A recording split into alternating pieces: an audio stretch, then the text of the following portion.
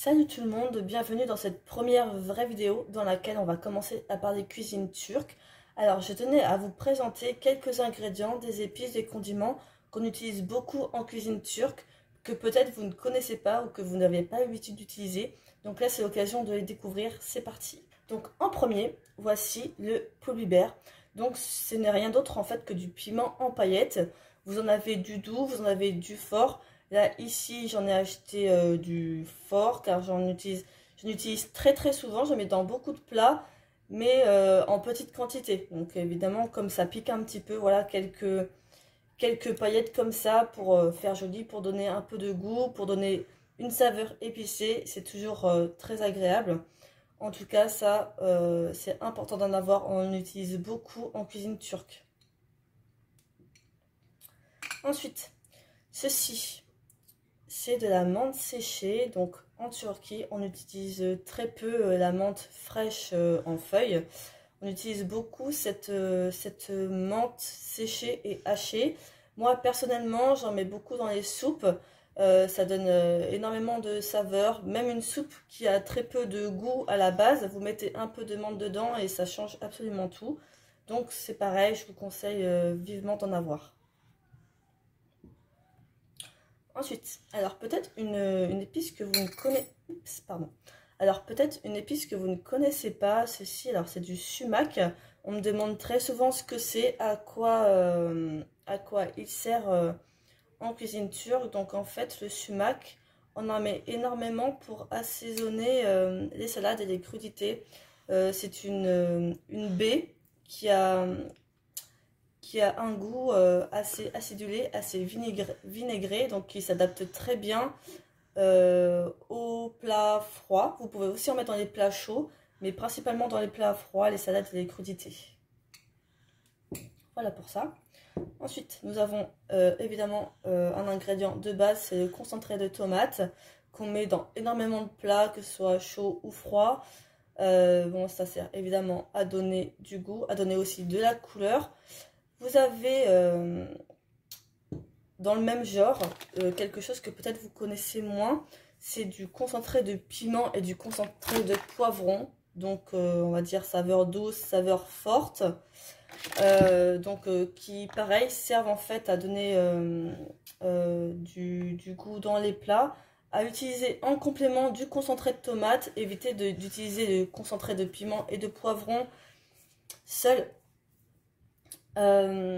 Parce que ce n'est pas terrible, en fait ça s'utilise vraiment en complément pour donner de la saveur en plus dans vos plats. Nous avons le pekmez. Alors le pekmez, qu'est-ce que c'est?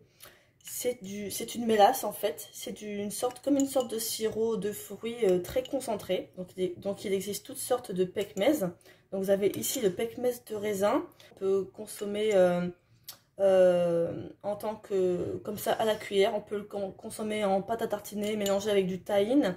On peut l'utiliser comme substitut du sucre. On peut aussi faire des biscuits, des gâteaux à base de mélasse.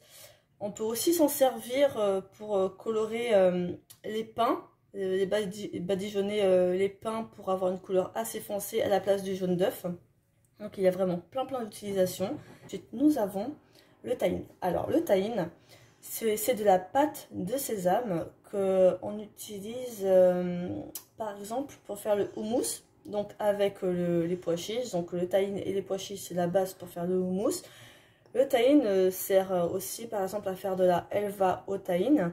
La helva qui est une confiserie qu'on trouve beaucoup dans les pays orientaux, en Turquie également. Donc vous avez de toutes sortes de la helva et vous avez en particulier une helva au tahine. Ensuite, le fameux riz turc. Alors le riz turc, qu'est-ce que c'est? En fait c'est un riz assez spécial en fait, qui est mi-long, mi-rond en fait. Il est un peu à mi-chemin entre le riz basmati et le riz arborio qu'on utilise pour le risotto. Donc c'est très important d'avoir ce type de riz en fait pour réaliser le riz pilaf. Le pilaf qui est un mode de cuisson. Je vous ferai une vidéo tout spécialement pour vous montrer comment bien réussir votre riz pilaf. Donc là voilà, ça je tenais à vous le montrer. C'est voilà, c'est vraiment la base en Turquie d'avoir ce type de riz.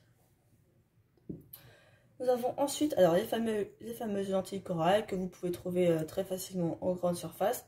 Donc en Turquie, on utilise beaucoup les lentilles corail en particulier. Par exemple, dans les soupes, vous avez plusieurs soupes à base de lentilles corail. Vous avez aussi des köftes, ce sont des boulettes à base de lentilles corail qu'on mange en entrée, en plat froid. Donc ça également, je vous publierai les recettes. Alors le boulgour, vous avez plusieurs types de boulgour. Vous avez du gros, du moyen, du fin, du très fin. Moi j'utilise principalement en fait ce boulgour moyen que j'utilise pour faire du pilaf, donc comme le riz mais en boulgour.